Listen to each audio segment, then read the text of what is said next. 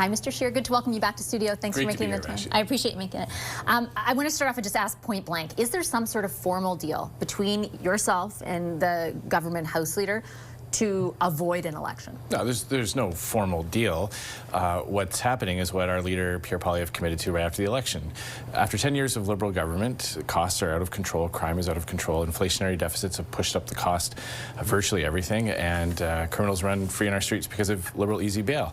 We said right from the get-go, if the Liberals want to address these areas that we've been fighting for the past few years, we would allow legislation to pass that at the very least did no further harm, or if in the case of what Mark Carney claims he needs to get results, we'll say, well, let's see if his approach will work. So, for example, we would prefer to see changes on bail that actually take away the principle of least restraint so that repeat offenders don't get bail almost automatically. They've got a different approach. We'll see which one, we'll see if their approach actually works. But that means that, do I essentially interpret from that on the bail reform bill, I believe it's already made its way through the committee study, you won't stand in the way? That's right. As we said, this is not what Canada needs. This does not undo the bad Liberal legislation that caused the problem. But it does no further harm. It won't make the system worse. So Mark Carney claims this will lead to a reduction in crime. Let's see what happens. So that's up, I believe, this Friday. We've made a commitment to allow that legislation to pass. We've had major concerns with the Budget Implementation Act. They wrote some powers in there that gave ministers the ability to completely ignore, bypass, circumvent laws and regulations.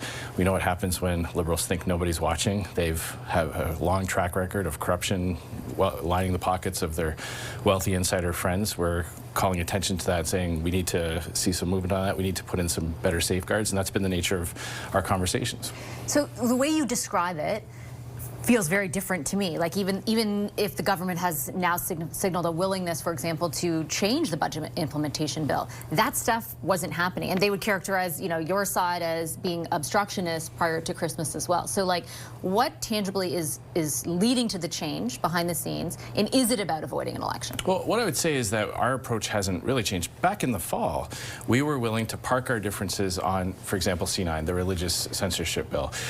It's very the committee's very divided on it. The Canadians are very divided on it. We're on the side of freedom of speech, and we're on the side of religious institutions that see this as a massive overreach.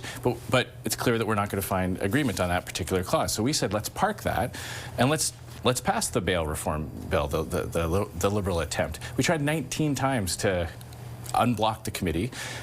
The Liberals chose to keep C9 virtually obstructing their own bill. It was only the 20th time that they finally agreed with us after the Christmas recess. So I'm hopeful that this is a change in approach on the government side, but we have been very consistent. Where there is no further harm done to the Canadian economy, even if we think our plan would be better, our tax cuts, our approach to cutting taxes to bring down prices, our approach to returning to balanced budgets to stop inflation, we believe that's a better approach. But we will allow Liberal legislation, we'll allow the government's legislation to pass if they work with us and if they accept our compromises, for example, to strengthen the accountability provisions of the Budget Implementation Act. I have some questions about the actual legislation in a moment, but I just want to revisit the overall framing of it, because I take your point on some of what you're saying about your own party's actions prior to Christmas. I think, like I said, the Liberals would contend that that wasn't the case all the time. They would label some of the behavior, as governments often do of the opposition, as obstructionist.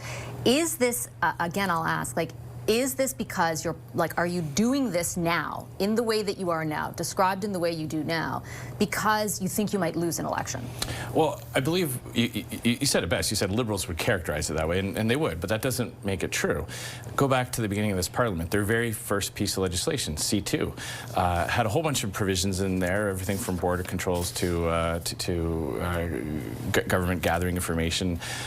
We said, hey, this is a big overreach. There's things we can agree with, measures to go after fentanyl trafficking, measures to strengthen our borders, but there's so much government overreach in here that we can't pass the bill as is. They came back to us with a new bill, C12, based on our suggestions. We allowed that to pass.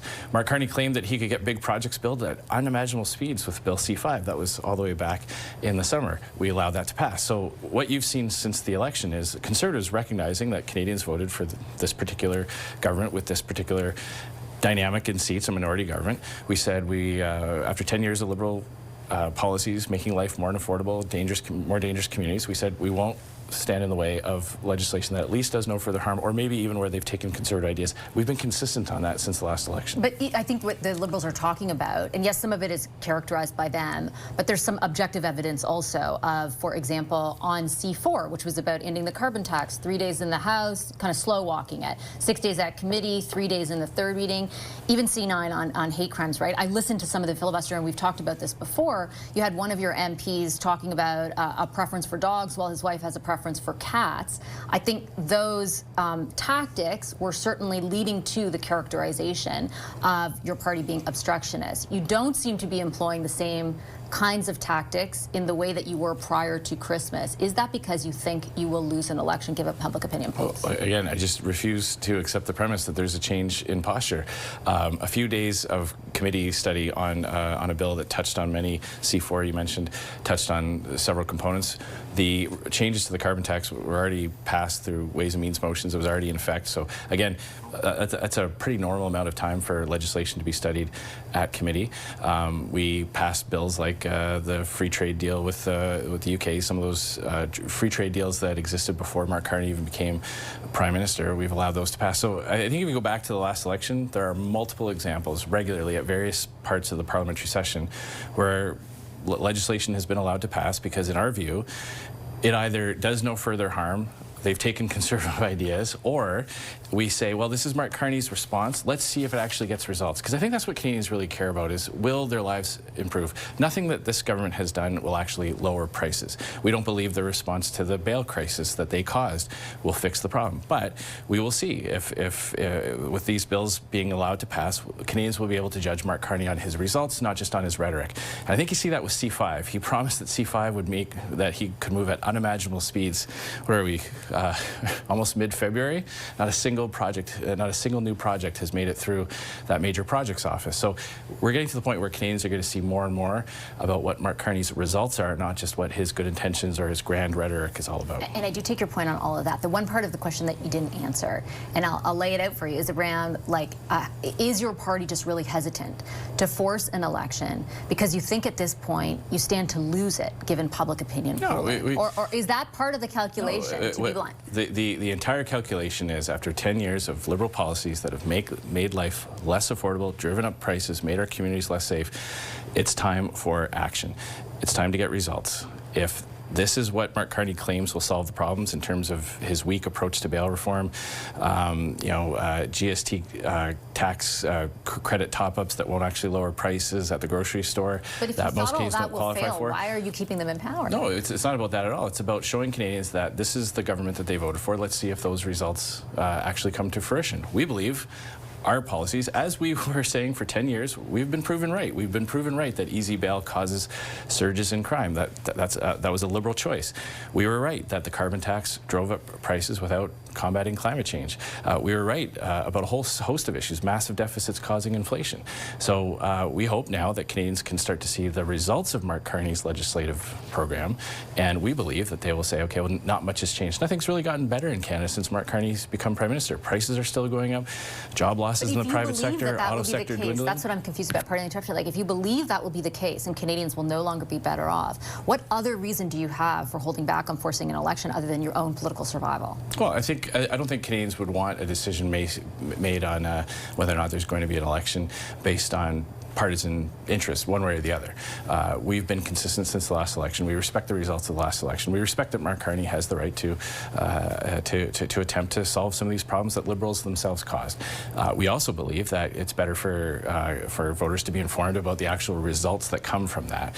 And where there are aspects of legislation that we just cannot support, we're not supporting them. This clause in the Budget Implementation Act that allows ministers to ignore the law, we saw what Liberals did with the Green Slush Fund. They lined the pockets of their own donors, their own supporters. So we're not going to let that happen. If they accept our compromises and the bill then is more acceptable without that egregious workaround on transparency and parliamentary accountability, then we'll allow it to pass. have they given you the impression, and I ask because prior to Christmas we asked them a lot of times, but I've asked Minister McKinnon himself, has he given you the impression that they are willing to compromise on that? I would say that the conversations are, I believe the conversations are being held in good faith. I see, I find that the last few weeks of meetings that there's been some progress, and that we'll wait and see what actually happens in the end result, but I will say that it seems like the conversations are being held in good faith. Okay, people watching this show are not going to understand what's going on. Mr. Scheer, thanks for making the time tonight. Thank I appreciate it very much.